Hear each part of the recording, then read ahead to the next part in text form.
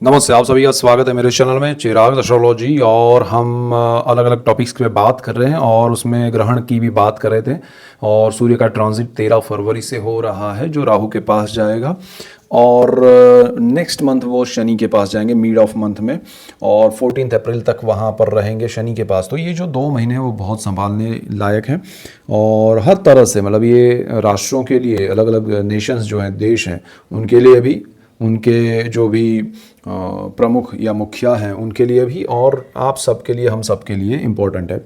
तो इसका इम्पैक्ट हमने देखा था। हम यहाँ से पूरी सीरीज़ आज कंप्लीट कर देंगे।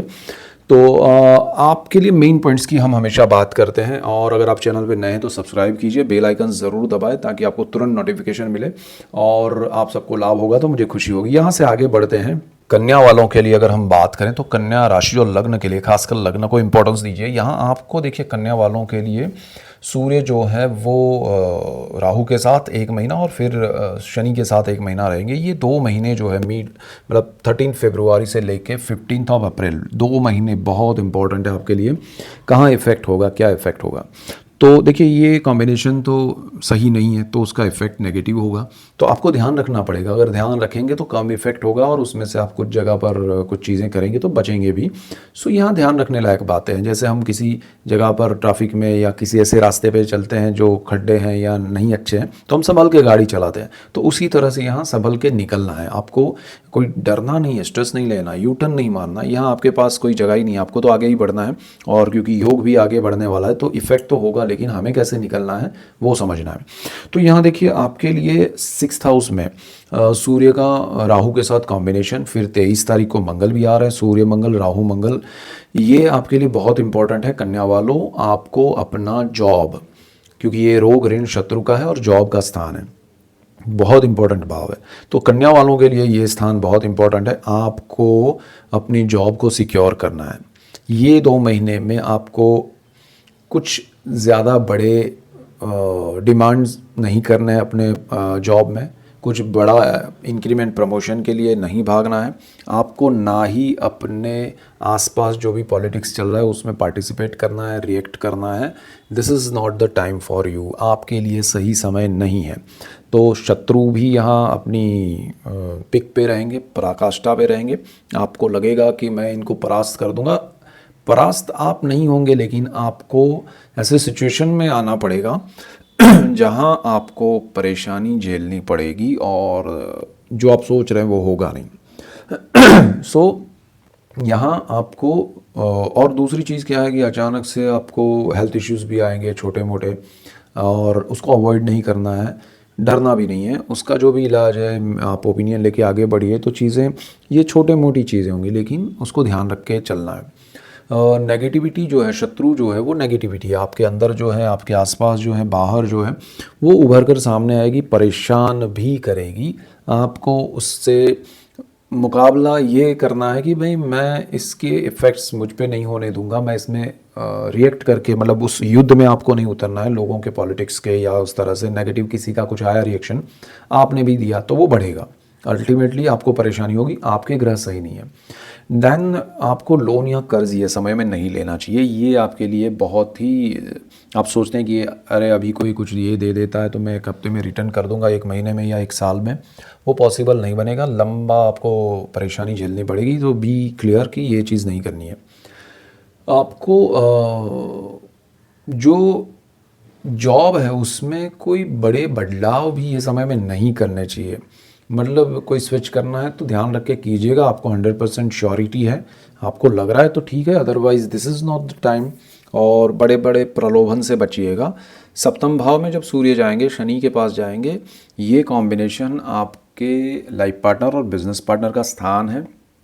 पार्टनरशिप यहाँ पर आपकी वैसे बहुत सारी क्लैरिटी आपको हो चुकी है बिकॉज ऑफ सैटर्न, लेकिन यहाँ आपको एक अलग ही नज़रिया आपका शुरू हो जाएगा। आप थोड़ा उलझेंगे कि मैं रिएक्ट क्या करूं, और कुछ भी रिएक्ट कर देंगे।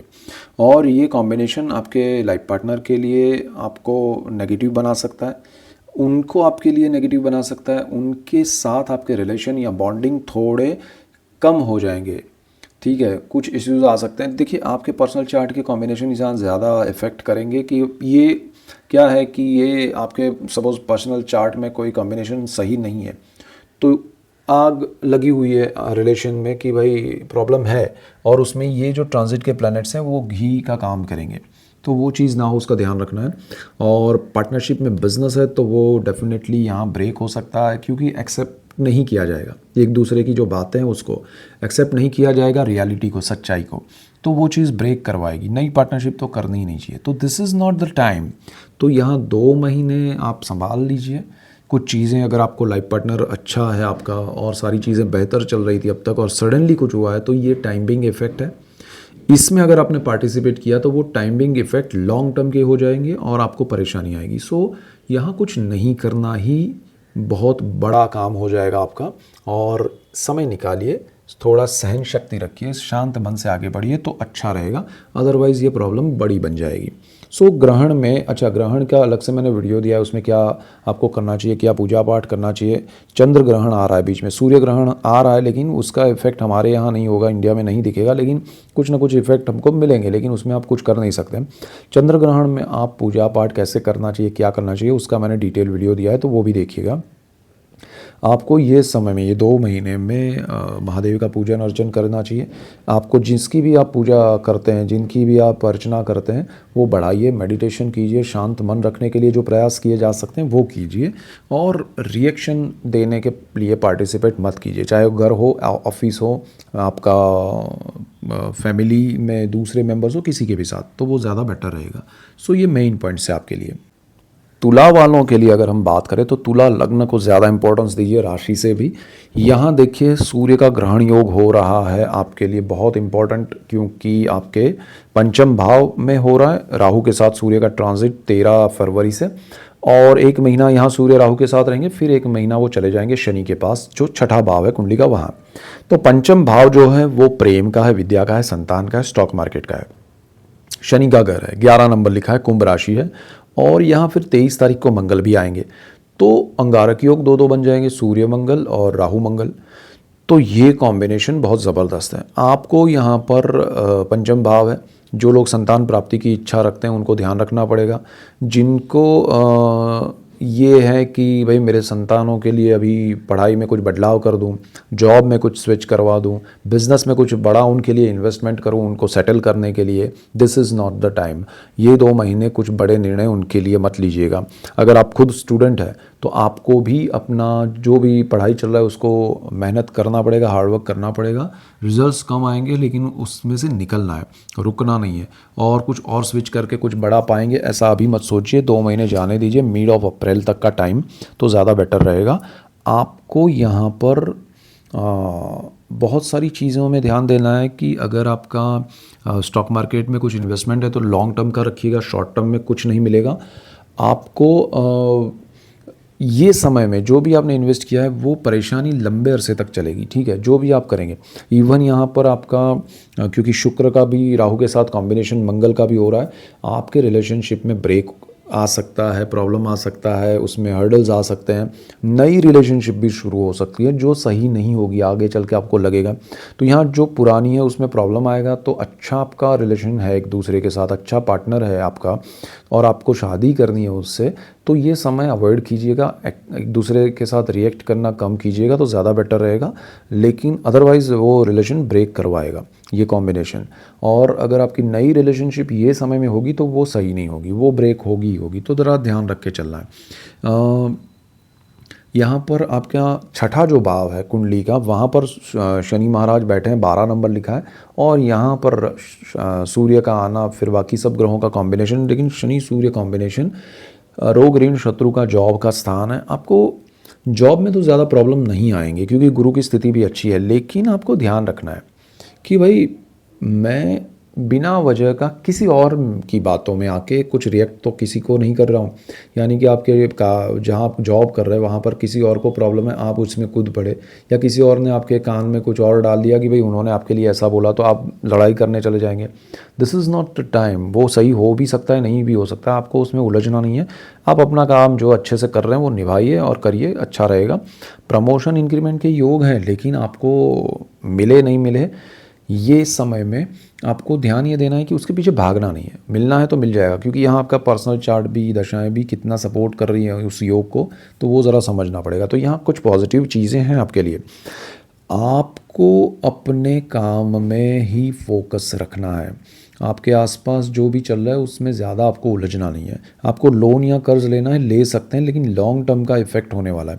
तो यहाँ आप ये नहीं सोचिए कि भाई लोन लिया, शॉर्ट टर्म में हमने पेमेंट कर देंगे, नहीं होगा।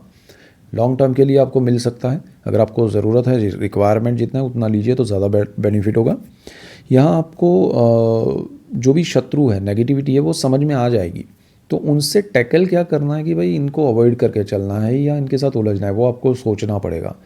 किस तरह से आप अपने समय को व्यस्त करना चाहते हैं, उनसे लड़ने में या अपना काम करने में, वो आपको डिसाइड करना पड़ेगा, और वो डिसाइड आपका पर्सनल चार्ट आपको करवाएगा। यहाँ ये चीज़ें होके रहेगी। रोग की अगर बात करें तो कुछ छोटी मोटी बीमारी या प्रॉब्लम है, उभर कर सामने आएगा, उसका इलाज होगा तो अच्छा है, नहीं होगा तो आपको वो परेशान करता रहेगा, इरिटेट करता रहेगा। आपको एसिडिटी या ऐसी चीज़ें हो सकती है, आपको पानी से रिलेटेड कोई इन्फेक्शन या उस तरह से कुछ फंगल इन्फेक्शन या वो चीज़ें हो सकती है, उसका ध्यान रखना है। तो यहाँ सारी चीज़ें आपके लिए उतनी नेगेटिव नहीं है जितनी दूसरों के लिए, लेकिन ये कॉम्बिनेशन ही ऐसा है, इसका इफ़ेक्ट आपको पॉजिटिव कम मिलेगा, तो उसको भी समझ के चलना है लाइफ में। और भी बहुत सारी चीज़ें जो पॉजिटिव होती है तो हम एक्सेप्ट करते हैं, तो इसको भी एक्सेप्ट करना है कि भाई ऐसा भी समय है, समझ के चलना है, उसका लाभ उठाना है। अगर आप महादेव की पूजा अर्चना करते हैं, आप हनुमान जी की पूजा अर्चना करते हैं, आप विष्णु सहस्त्र के पाठ करते हैं, तो आपके लिए ये समय शांति से निकल जाएगा और आगे भी आपको उसका बेनिफिट मिलेगा, ब्लेसिंग्स मिलेंगे। तो मेडिटेशन कीजिए, अच्छा पूजा अर्चना कीजिए, जिनकी आप करते हैं वो तो कीजिए, उनके साथ साथ ये भी करेंगे तो बहुत अच्छा रहेगा। सो ये मेन पॉइंट्स है आपके लिए। सो चैनल पे नए हैं तो सब्सक्राइब कीजिए, बेल आइकन ज़रूर दबाएं ताकि आपको तुरंत नोटिफिकेशन मिले और आपको लाभ हो, और आप सबको लाभ होगा तो मुझे खुशी होगी। हम डिटेल वीडियोस बना रहे हैं अलग अलग टॉपिक्स पे, आपको बहुत मज़ा आएगा। और रिसर्च भी आप खुद भी कीजिए, अपनी कुंडली को समझिए, जानिए, तो और मज़ा आएगा। So that's it for today. Keep watching Chirag's astrology. Thank you for watching. God bless you and goodbye. Thank you.